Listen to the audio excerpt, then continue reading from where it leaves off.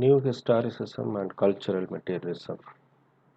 The signpost for the discussion today is a suggestion about the nature of critical theories. Reader is considered as a catalyst. Part 1 consists of New Historicism, its definition, characteristics, the difference between New Historicism and other types of criticism, the difference between New Historicism and Old Historicism, theoretical affiliation, and an illustration from Midsummer's Night's Dream. Part 2 talks about cultural materialism, its context, theoretical affiliation, definition, and the difference between cultural materialism and new historicism, and of course, an illustration from the play Othello.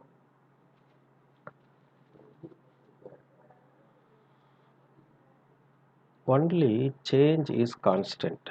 So is understanding of nature of literature and interpretation of literature. New historicism and cultural materialism do unearth the understanding of literature and approach to literature. These two methods of understanding literature unfurl a number of perspectives that are embedded in literary creation. Reading of critical theories profounded during 20th century and 21st century would give us a feel of excavating. The more you read, the deeper the understanding of these critical theories becomes. The more you apply these theories to the text, the greater is the meaning of the text generated. What you read and understand today may be rewritten by you tomorrow. Every day it seems to be a newer experience. One has to be a catalyst, as T.S. Eliot would say about a poet. You read a particular theory, deepen your understanding of it, and rejoice that you have one more tool to excavate the treasures buried in the text. The moment you start identifying and expressing allegiance to a particular theoretical approach to literature, such as New Historicism, cultural materialism, post colonial literary criticism, Marxism, post construction, deconstruction, and you become lopsided and end up losing the greater wisdom derived from other schools of thinking. Each one of the schools is based on a strong theoretical basis. For example, reader response theory is based on the phenomenology.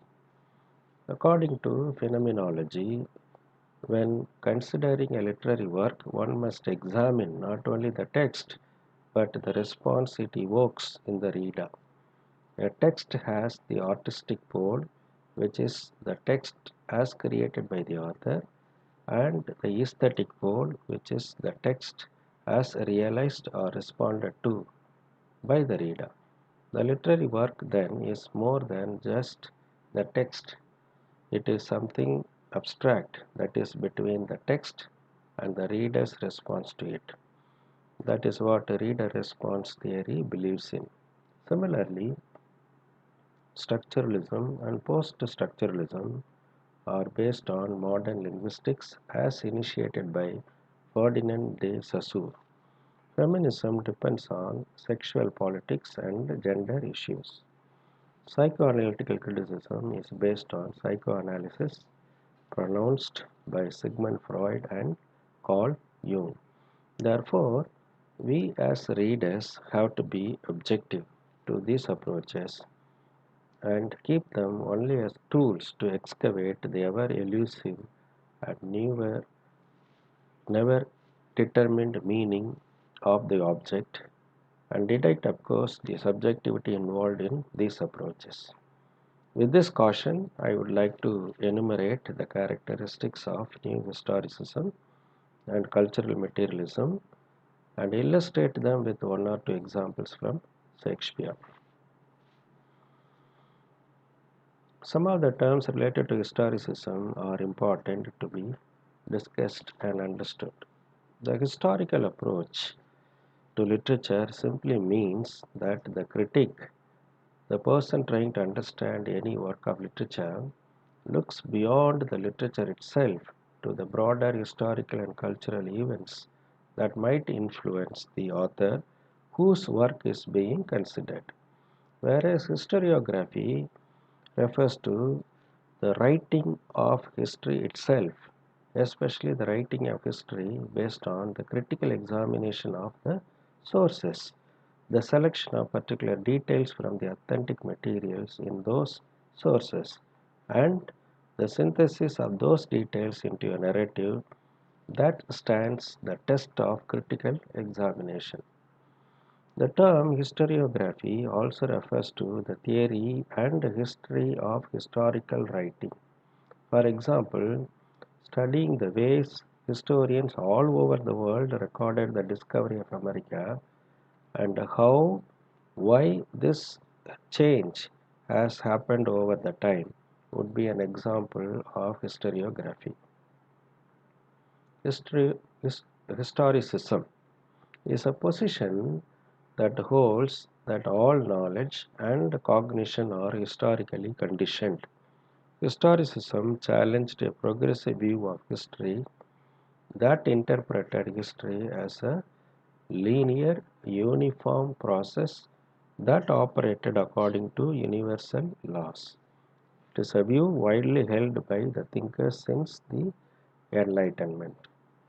Historicism stressed the unique diversity of historical context and stressed the importance of developing specific methods and theories appropriate to each unique historical context. Historicism also challenged the concept of truth and the notion of rationality of modernity. Modern thinkers are of the view that reason is a universal faculty of the mind that is free of interpretation and can grasp universal and unchanging truth. Historicism questioned this very notion of rationality and truth and argued for the historical context of knowledge and reason. New historicism is a critical approach developed in the 1980s with a theoretical basis in the works of Michel Foucault, Louis Althusser, Stephen Greenblatt, and Louis Malraux. It is not contented with the text-centered schools of thinking, namely New Historicism, uh, uh, New Criticism or Formalism. It is not contented with the text-centered schools of thinking, namely New Criticism or Formalism, for which the text is autotelic. Autotelic refers to an activity or a creative work having an end or a purpose in itself. It believes in close reading. New criticism or formalism believes in close reading of the text. To the new critics, a text should never be understood in relation to the responses of the readers.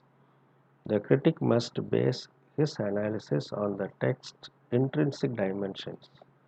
Close reading. New criticism is founded on the premise that the text is an autotelic artifact, complete in itself and existing for its own sake. New historicism reopened the interpretation of literature to the social, political, historical milieu that produced it. To a new historicist, literature is not the record of a single mind, but an end product of a particular cultural moment. New historicists juxtapose literature and other cultural products of a particular historical period to illustrate how concepts, attitudes, and ideologies operated across a broader cultural spectrum that is not exclusively literary. They analyze the impact of historical context and ideology. In addition, new historicists also acknowledge that their own criticism contains certain prejudices, biases, that derive from the historical position and ideology. Therefore, it is impossible to escape one's own historicity. The meaning of a text is fluid and not fixed. New historicists view literary texts both as products of historical context and as a means to understand cultural and intellectual history. Who coined this term? Stephen Greenblatt, the American critic, coined the term New Historicism in his work Renaissance Self-Fashioning from Moore to Shakespeare, written in 1980. This particular work is usually regarded as its beginning. What are the definitions that you might come across from few critics? Peter Parry, for example, in his Beginning Theory, an introduction to literary and cultural theory, says that new historicist approach to the understanding of the text is possible only through the parallel reading of literary and non-literary text, usually of the same historical period. In other words, they refuse to privilege the literary text as new criticism or formalism does. Instead of a literary foreground and a historical background, they envisage and practice a mode of study in which literary and non-literary texts are given equal weight and constantly inform or interrogate each other. A Tale of Two Cities is literary text and the documents on French Revolution that are available other than the history of French Revolution or the history of France or non-literary text. Another American critic, Louis Montrose, defines new criticism as a combined interest in the textuality of history and the historicity of text. This is where Montrose indicates the equal weighting. Greenblatt would say that the approach by new historicism involves an intensified willingness to read all of the textual traces of the past with the attention traditionally conferred only on literary text. In sum, the text and co-text would used will be seen as, seen as an expression of the same historical moment and interpreted accordingly. Some of the characteristics of New Historicism are: number one, New Historicism challenges conservative critical views about literature and critical views on literature. For example, Shakespeare is generally associated with the Elizabethan sensibility. Most of his works display a sense of providential justice, a sense that ravages of evil will ultimately be overcome by an inevitable movement of the cosmos toward moral harmony. In fact, Dr. Johnson accuses him of sacrificing poetic justice in his preface to Shakespeare. The works of several of Shakespeare's noted Jacobean contemporaries, including Webster and Middleton, depart from the Elizabethan sense of moral order through depiction of corruption and violence that do not suggest divine retribution and ultimate triumph of good. Another characteristic is reading literature within the archival continuum. New historicists place literary text within the frame of a non-literary text. For example, Greenblatt juxtaposes the place of Renaissance period with the horrifying colonialist policies, namely non-literary text, pursued by all the major European powers of the era. He draws attention to the marginalization and dehumanizing of suppressed others. He starts an essay with an analysis of contemporary historicist or historical document which overlaps in some way with the subject matter of the play. Greenblatt himself refers to the appropriated historical document as the anecdote. The typical new historicist essay omits the customary academic preliminaries about previously published interpretations of the play in question and begins with a powerful and dramatic anecdote. These anecdotes are supported by date and place and all the force of documentary eyewitness account, strongly evoking the quality of lived experience rather than history. For new historicists, lived experiences are more important than the recorded history. These historical documents are not subordinated as context, but they are analyzed in their own right. We should perhaps call them co-text rather than context. The text and co-text used will be seen as expression of the same historical movement and interpreted accordingly. This particular process is well described by Richard Wilson and Richard Dutton in the introduction to their collection of essays, New Historicism and Renaissance Drama. The quotation is in the slide. We can read that quotation where earlier criticism had mystified Shakespeare as an incarnation of spoken English. New historicism found its place embedded in other written texts such as penal, medical, and colonial documents. Read within this archival continuum, what they represented was not harmony, but the violence of the Puritan attack on Cornwall, the imposition of slavery, for example, Caliban, the rise of patriarchy, the haunting of deviants, and the crashing of prison gates during what Foucault called the age of confinement at the dawn of carceral society. Carceral comes from the Latin word carcer, meaning prison. This is the remark. It's worth reading from Wilson and Dutton's introduction to the book. This succinctly conveys the tone and the ambitions of New Historicism, and the phrase about reading literature within the archival continuum is a vivid encapsulation of this particular method. The next characteristic would be New Historicism is resolutely anti-establishment, always implicitly on the side of the liberal ideals of personal freedom and accepting and celebrating all forms of difference and deviance. Self-fashioning is yet another characteristic. It is used to describe the process of constructing one's own identity and public persona according to a set of socially acceptable standards.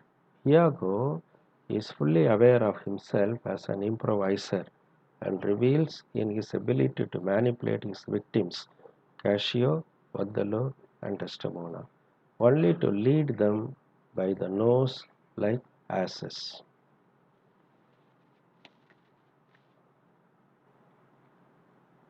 If you find the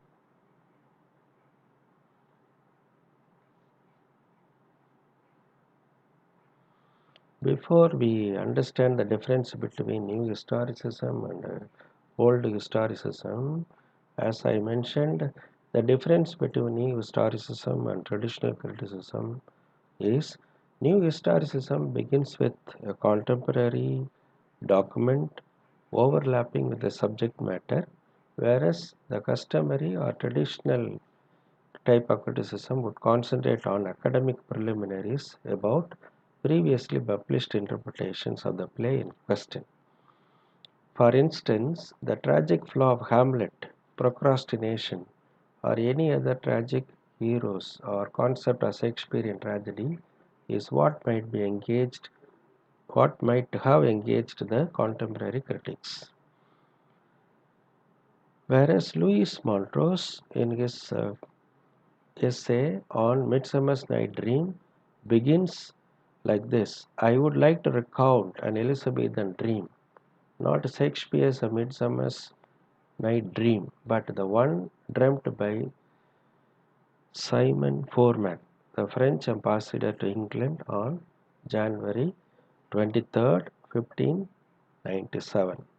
New historicism considers historical document as anecdote, non-literary text, court text, and lived experience rather than history.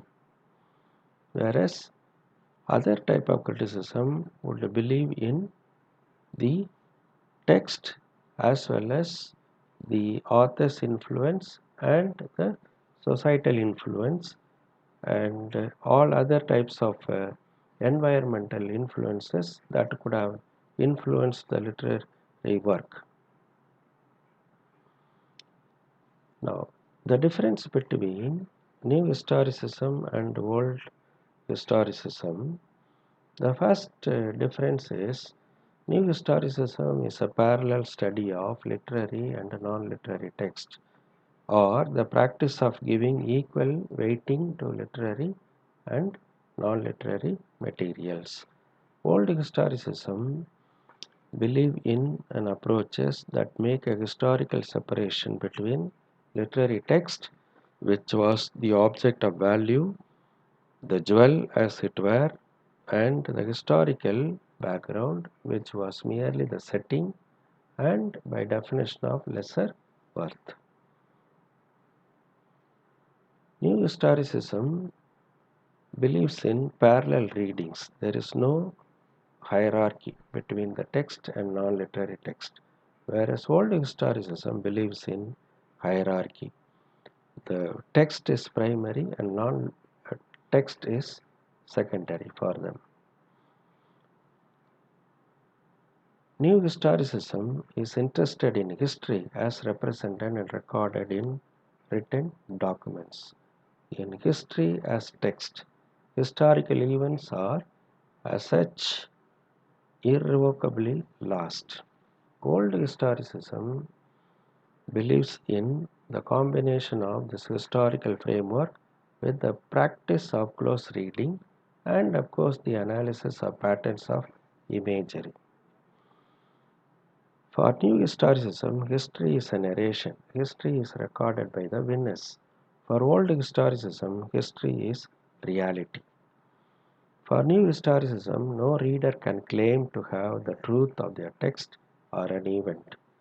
For old historicism, the aim of literary criticism is to reconstruct the past. New historicist looks at history as subjective. Old historicist would look at history as objective.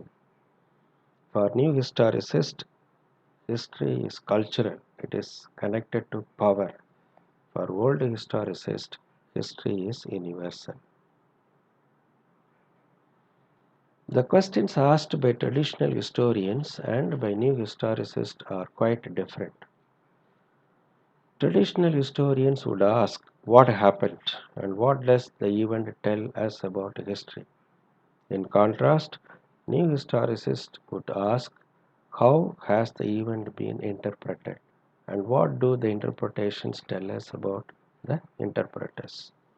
Therefore, new historicism resists the notion that history is a series of events that have a linear causal relationship. Event A caused B, and event B caused C, and event C caused E.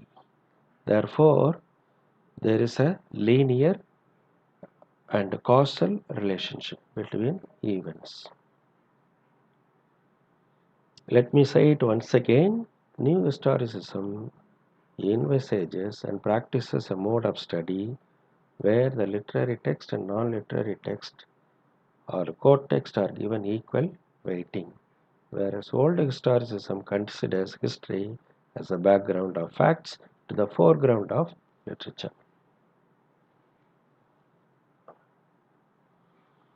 Why shouldn't we read history as recorded in a linear fashion? Some of the theoretical affiliations would help us to understand this particular observation. What is the importance of reading the historical document? New historicists draw their inspiration from theorists Michel Foucault, Rapsky, and Althusser. The notion of the state as all powerful and all seeing is derived from the post structuralist cultural historian Michel Foucault. His pervasive image of the state is that of panoptic, meaning all seeing. The panoptic state, however, maintains its surveillance not by physical force or intimidation, but by the power of its discursive practices. On the whole, New Historicism seems to emphasize the extent of this kind of thought control, with the implication that any deviant thinking may become literally unthinkable or only thinkable, so that the state is seen as a monolithic structure and change becomes almost impossible. The concept of a panopticon cell was derived from Jeremy Bentham, an English philosopher and social theorist who lived during 1700s. He is the one who invented the social control mechanism that became a comprehensive symbol for modern authority and discipline in the Western world. A system, a prison system that is called a panopticon. The basic principle for the design, which Bentham first completed in the year 1785, was to monitor the maximum number of prisoners with the fewest possible guards and other security cost. The building with the prisoners is only one cell thick, and every cell has one open side facing the central tower. The open side has bars over it, but is otherwise entirely exposed to the tower. The guards can thus see the entirety of any cell at any time, and the prisoners are always vulnerable and visible. The tower is far enough from the cells and has sufficiently small windows that the prisoners cannot see the guards inside the tower. The sociological effect is that the prisoners are aware of the presence of the authority at all times, even though they never know exactly what they are being observed for or when they are being observed. The authority changes from being a limited physical entity to being an internalized omniscience. The prisoners discipline themselves simply because someone might be watching, eliminating the need for more physical power to accomplish the same task. Just as a few gods are able to maintain a very large number of prisoners this way, they implemented the power. In 1813, Parliament granted even Bentham £23,000 to build the first ever panopticon prison. Michel Foucault, a French intellectual and critic, expanded the idea of panopticon into a symbol of social control that extends into everyday life for all citizens, not just those in the prison system itself. In his brilliant work, Discipline and Punish: The Birth of the Prison, written in 1975, Michel Foucault suggests that such overhyped reforms as the abolition of torture and the emergence of the modern prison have merely shifted the focus of punishment from the prisoner's body to his soul. He further argues that social citizens always internalize authority, which is one source of power for prevailing norms and institutions. A driver, for example, might stop at a red light even when there are no other cars or policemen being present, even though there are no necessarily any repercussions. The police are an internalized authority. People tend to obey laws because those rules become self-imposed. That is one of the theoretical affiliation with which new historicists function as critics. Number two, Gramsci's hegemony. The basic premise of theory of hegemony is that man is not ruled by force alone, but also by ideas. Karl Marx said that the ruling of ideas of each age have ever been the ideas of ruling class. Hegemony to Gramsci is the cultural, moral, and ideological leadership of a group over allied and subaltern groups. The third idea that influenced new historicists is Althusser's interpellation. In Ideology and Ideological State Apparatus, written in 1970, Althusser introduces the concept of interpellation, otherwise known as hailing. Ideologists call out or hail people and offer a particular identity, which they accept as natural or obvious. Thus, the dominant class exerts a power over individual that is quite different from object force. According to Althusser, individuals are interpellated, or rather given an identity from the day that they are born, and perhaps even before, since their parents and others conceive of the role and identity the child would assume. With this concept of interpellation, Althusser implies that there is no inherent meaning in the individual. There are no individuals, only subjects who come into being when they are hailed or interpellated by ideology. Instead, the subject exists only as he or she is recognized in a specific way that has a social structure as its referent. The subject is thus preceded by social forces, or always already interpellated. Thus, new historicists deduct the principles of all seeing discursive practices, ideas of the ruling class, interpellating individuals as subjects employed by the dominant forces to suppress others and approach interpret literary text. If you recall, new historicists look at juxtaposing literary text and co-text, defamiliarizing the canonical text, focusing attention on the use of state power, making use of Derrida's notion of every reality being textualized, and Foucault's idea of social structures as determined by dominant discursive practices. If you look at the example given by Louis Montrose from A Midsummer's Night Dream and the shaping fantasies of Elizabethan culture, gender, power, and form. It is an embodiment or explication of the historicity of the text and the textuality of history. He theorizes that the play creates the culture by which it is created, shapes the fantasies by which it is shaped.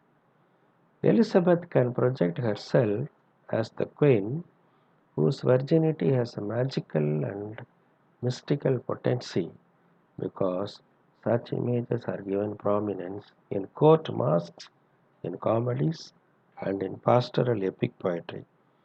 In a reciprocity, the figure of Elizabeth stimulates the production and the promotion of such work and imagery.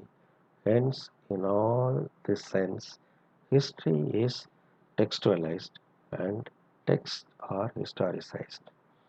Images of masculinity and femininity in film world also give us role models which we can become trapped inside so that real life mimics the filmic representation of life. The play Midsummer's Night Dream begins as the king Theseus, the duke, is preparing to marry Hippolyta. I am quoting this as an example for new historicist reading of Midsummer's Night's Dream. The duke woos her with his sword. At this particular point of time, Hermia, who is in love with Lysander, comes to the court. Aegeus, Hermia's father, forbids the relationship with Lysander and orders her to marry Demetrius. Demetrius loves Hermia, but she does not love him. On the other hand, Helena is in love with Demetrius. To settle this confusion, Theseus decides that Hermia must marry Demetrius or become a nun or die. This is the patriarchy that we have to keep it in mind. The power that rested in men and not women. In retaliation to her father's command, Hermia and Lysander run away together. And in the forest, you see another couple, the fairy queen and king, Titania and Oberon. They also have a bone of contention to settle. Titania draws the attention of a stolen Indian boy towards King Oberon. King Oberon objects to Titania's attachment with the Indian boy. Oberon uses his authority to force Titania to give up the boy, but he is shocked to find out that she also disobeys him and leaves the place. Therefore, Puck is employed by Oberon to play all these characters who are in the forest a trick and set right the situation. Now, what is clear here is men believe that only separating and conquering women is the way to keep them under their dominance or to sustain their power over women. Throughout the play, there is much about the rights of fathers over daughters and husbands over wives, and the precondition of male desire is female subjugation. Now, if you look at the quotation that has been given in the slide, you will understand this particular point. The happy ending depends upon the reinforcement of patriarchy. The festive conclusion of A Midsummer's Night Dream, its celebration of romantic and generative heterosexual union, depends upon the success of a process whereby the female pride and power manifested in misanthropic warriors, possessive mothers, unruly wives, and unwillful daughters are brought under the control of husbands and lords. This is the quotation taken from Montrose' book. Hence, Shakespeare's comedy symbolically neutralizes the royal power to which it ostensibly pays homage. In practice, patriarchy is maintained in spite of the presence of a woman at the pinnacle of power by constantly insisting on Elizabeth's difference from other women. New historicism is also eclectic in its approach. It draws upon psychoanalysis, especially Freudian dream analysis, and feminism.